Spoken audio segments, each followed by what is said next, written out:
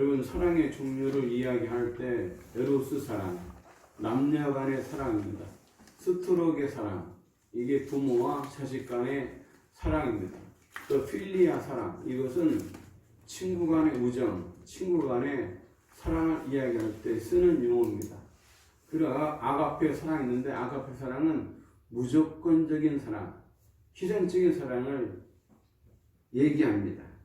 인간에 대한 하나님의 사랑을 이야기할 때 아가페 사랑이라고 흔히 이야기를 하는데, 사실 이 아가페 사랑이 하나님의 사랑을 온전히 담아내기에는 부족한 면이 없지 않아 있습니다. 왜냐하면 아가페의 사랑을 부모도 할 수 있거든요. 부모도 자녀를 위하여 무조건적으로 희생적으로 사랑할 수가 있습니다.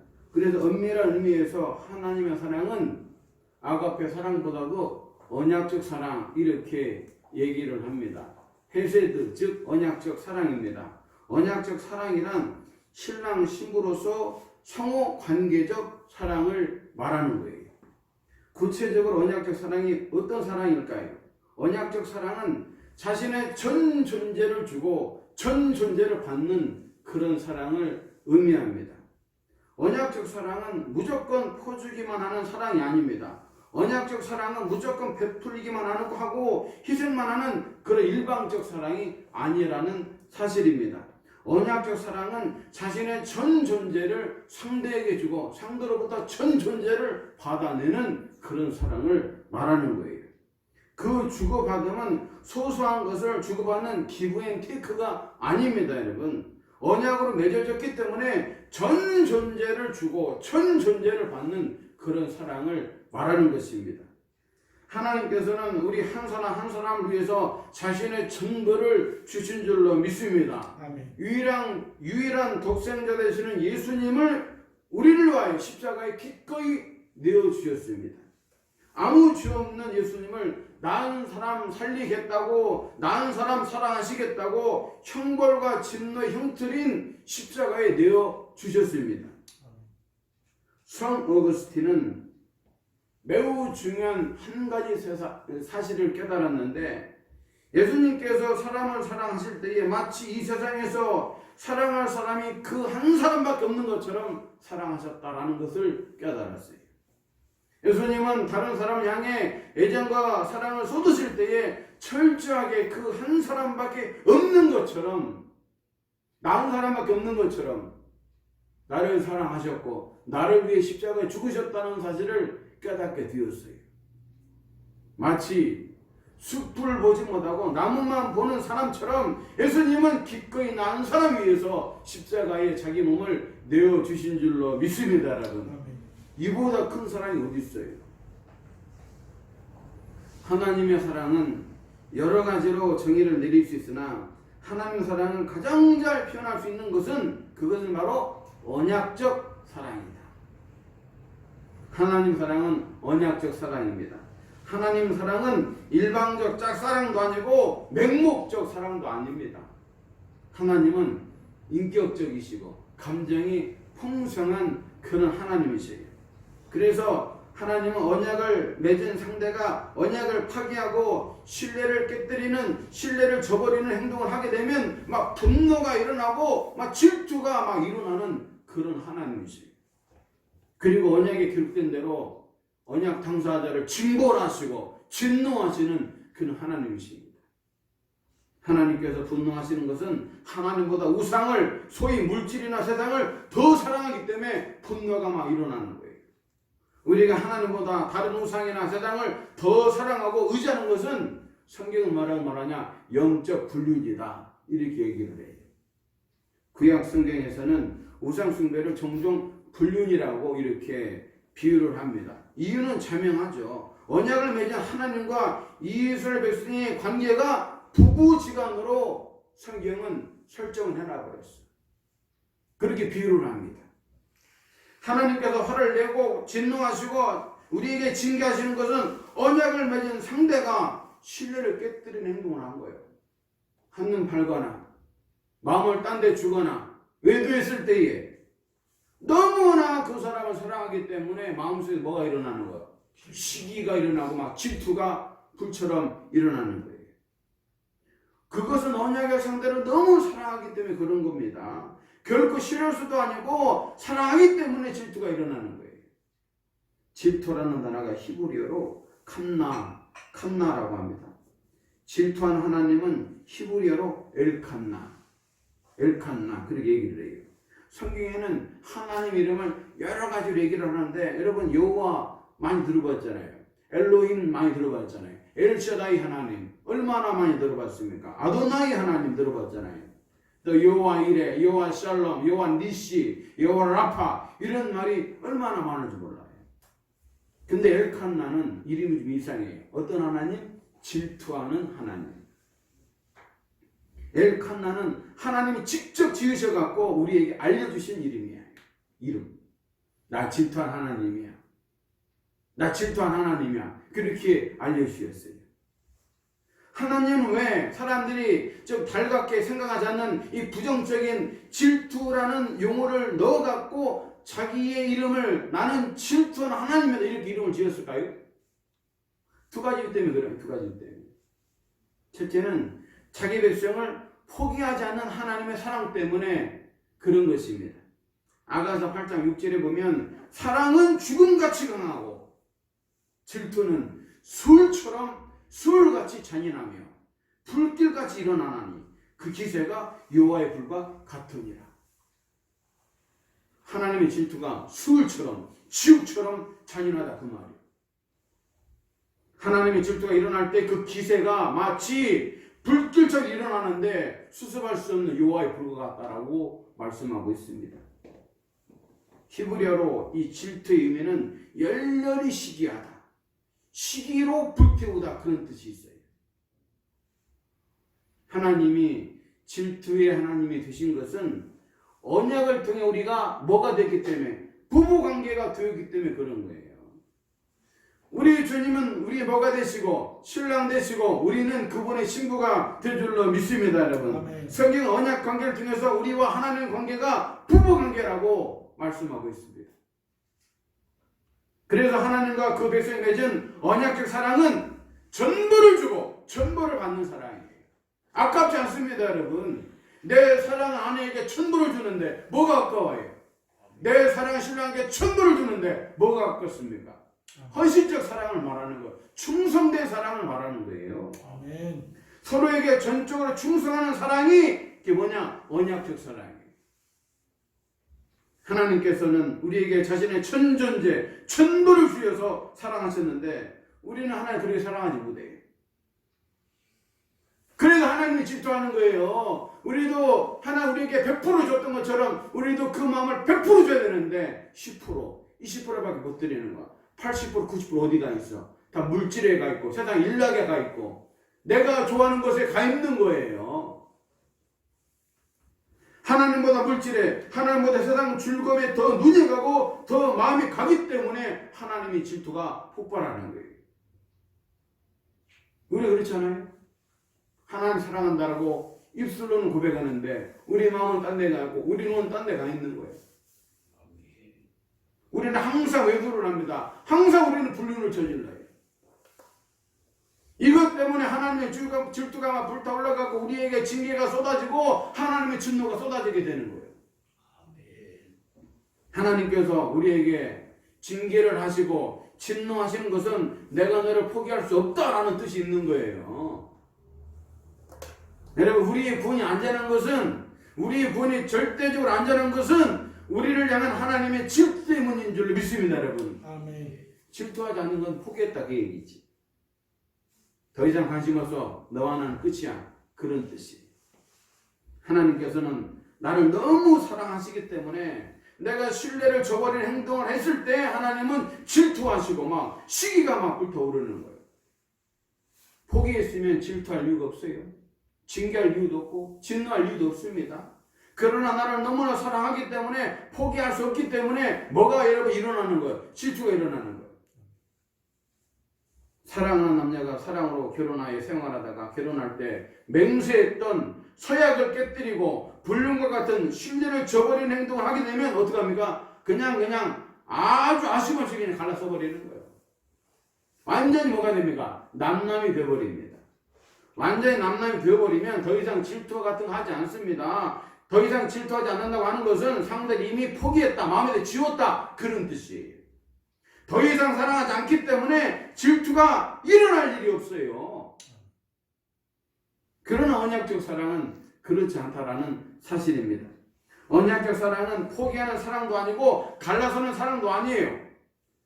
하나님은 언약을 맺은 우리를 사랑하시되 해당 끝날까지 사랑하여 주시는 줄로 믿습니다, 여러분. 아멘. 우리 주님 하신 말씀이요. 내가 세상 끝날까지 너희를 사랑하겠다고. 상대에게 화를 내고 상대에게 징계를 가하는 것은 결코 싫어서가 아니고 너무나 사랑하기 때문에 포기할 수 없는 하나님의 언약적 성질 때문에 분노하시는 거예요. 이런 이유 때문에 하나님은 당신의 백성이 하나님과 맺은 결혼 언약을 배반하고 죄를 범하면 징계하시고 벌을 내리는 거예요. 그렇게 하는 목적은 뭡니까? 회개하고 돌아와라. 내가 다시 받아주겠다. 그런 뜻이야.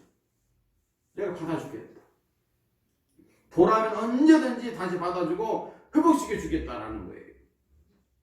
그래서 자기 백성을 향한 하나님의 열심과 열정은 끝이 없는 줄로 믿습니다, 여러분. 아멘. 우리는 빈번히 넘어지고 자주 넘어지고 쓰러지지만 그런 우리를 향한 하나님의 사랑은 조금도 변함이 없어요.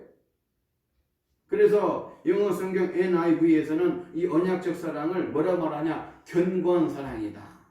실패하지 않는 사랑이다. 끊임없는 사랑이다. 이렇게 표현합니다. 아멘. 여러분, 히브리인들은 화가 났을 때 코가 불그레하다, 코가 빨갛다, 코가 뜨겁다, 코가 달궈져 있다 라는 표현을 씁니다.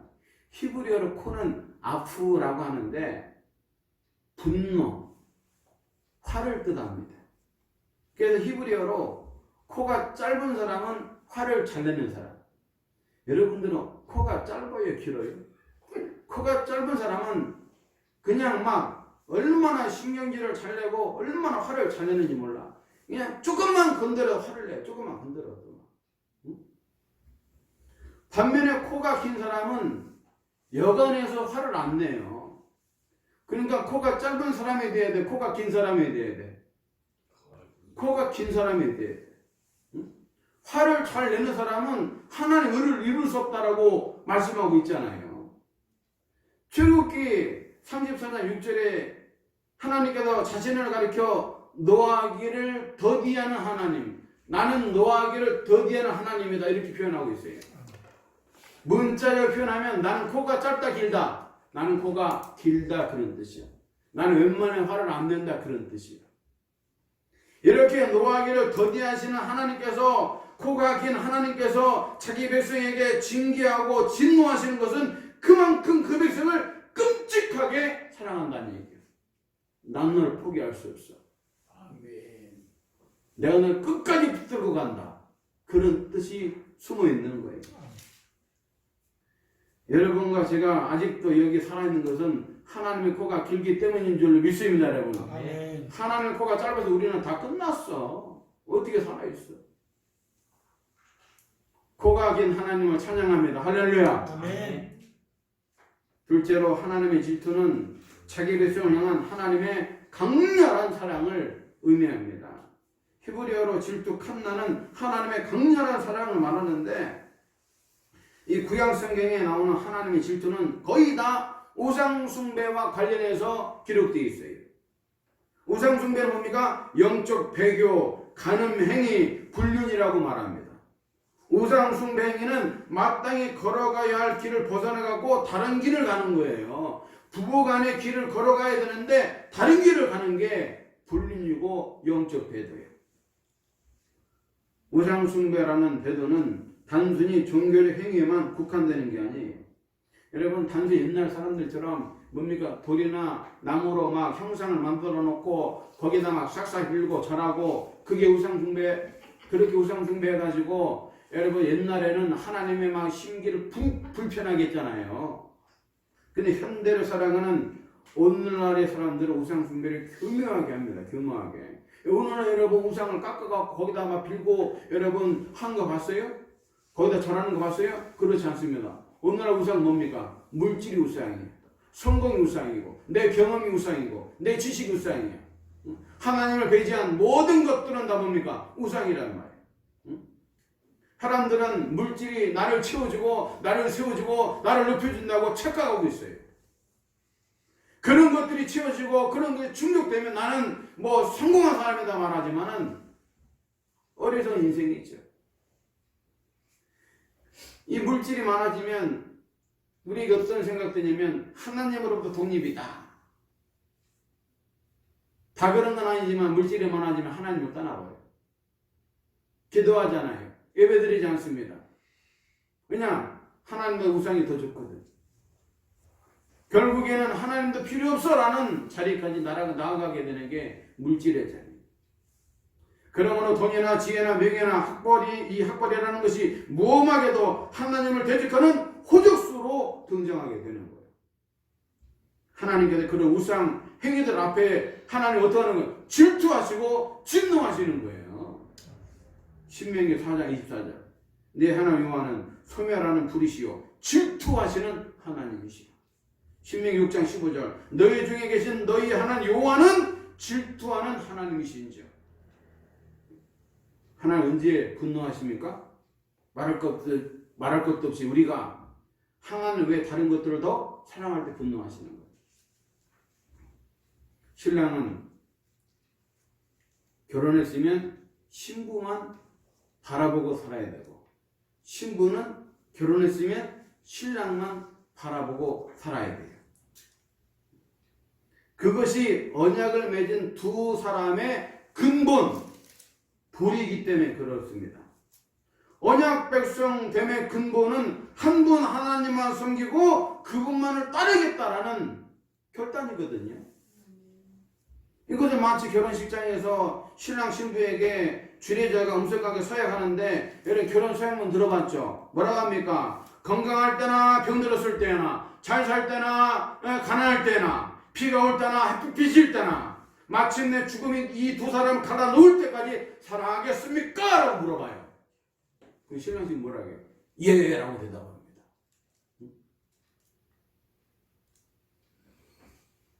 하나님의 질투는 나 외에 다른 것을 더 사랑하면 내가 가만두지 않겠어. 그런 얘기예요. 내가 절대 가만두지 않겠어. 내가 너를 독점적으로 사랑하듯이 너도 나를 독점적으로 사랑해야 된다. 그런 얘기요. 아멘. 다른 데 눈 주지 말고 다른 것에 마음 주지 말라 그 말이요. 나만 바라보고 나만 사랑하라 그 얘기요. 아멘. 내가 네 인생을 책임지겠다. 아멘. 질투는 하나님의 적극적인 사랑의 표현입니다. 하나님의 질투는 우리를 향한 하나님의 강렬한 사랑임을 우리가 오늘 말씀 중에서 알 수가 있어요.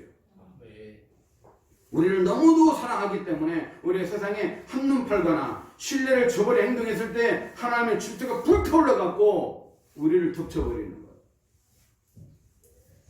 우리 하나님은 우리를 사랑하시되 이 세상에 나 혼자밖에 없는 것처럼 사랑하시는 줄로 믿습니다, 여러분. 아멘. 그게 뭐냐? 독점적 사랑이에요. 그게 뭐냐? 배타적 사랑입니다. 오로지 사랑이에요. 외골수 사랑. 나는 너밖에 없어. 그거야. 그러기에 하나님 아버지는 나를 위하여 하나밖에 없는 유일한 독생 예수님 십자가에 내어주신 줄로 믿습니다, 여러분.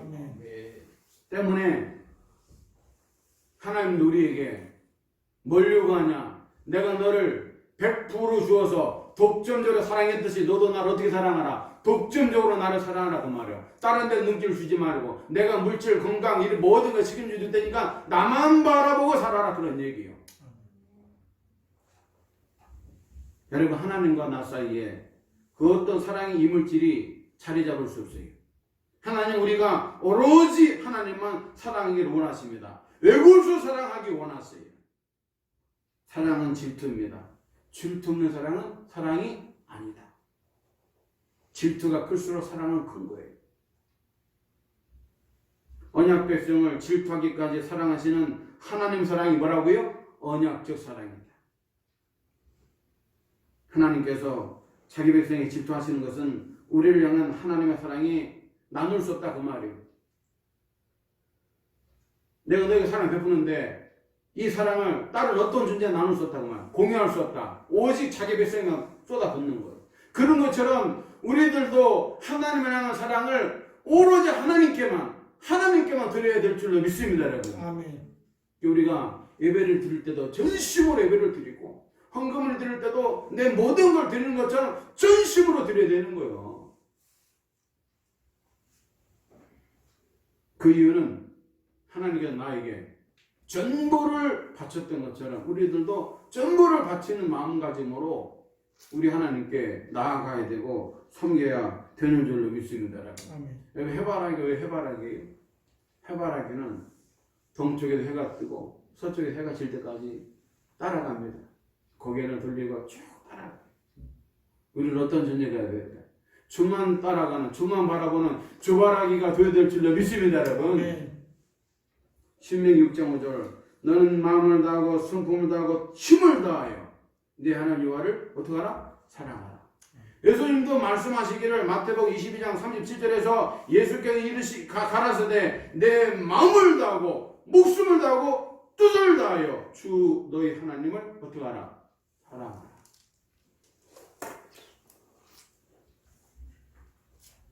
우리에게 전부를 주신 하나님께서 우리에게 뭘 요구하는 거예요?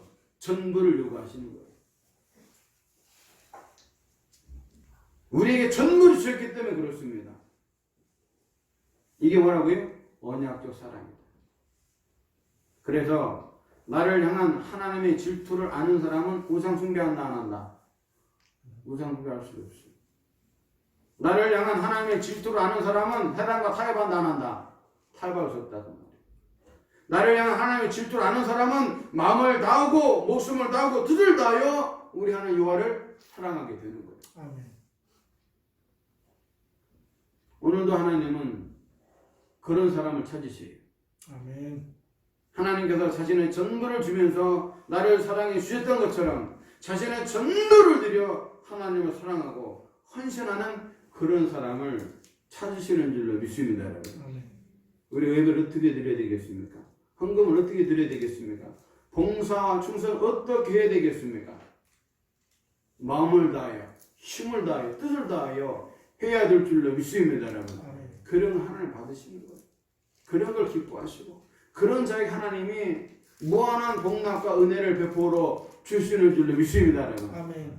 내가 뭐 잔머리 이래저래 해가지고 여러분 내가 부자 될 것을 생각하지 말고 내가 하나님 말씀에 적극적으로 순종하고 하나님을 적극적으로 사랑함으로 말미암아 그분으로도 오는 복을 받아 누리는 인생을 꿈꿔야지 하나님을 배제하고 살면 안 돼요. 여러분 우리가 최선을 다해 살아야 될 줄로 믿습니다, 여러분. 아멘. 열심으로 살아야 될 줄로 믿습니다. 아멘. 근데 그 인생의 맨 위에 누가 계셔야 돼? 우리 하나님 계셔야 돼. 아멘. 하나님만 바라보고 하나님을 의지하고 하나님 내가 이런 걸 시도합니다. 도와주옵소서. 다윗이 전쟁 나갈 때에 주께 물었잖아요. 전쟁 나가야 됩니까 말아야 됩니까? 나가 하면 나가고 나가지만 안 나가고 얼마나 뭐 있어. 사사건건 소소한 것도 하나님께 묻고 그분이 허락하면 나가고 허락하지 않으면 안 나갔어요. 우리가 그런 마인드를 갖고 살아야 돼. 아멘.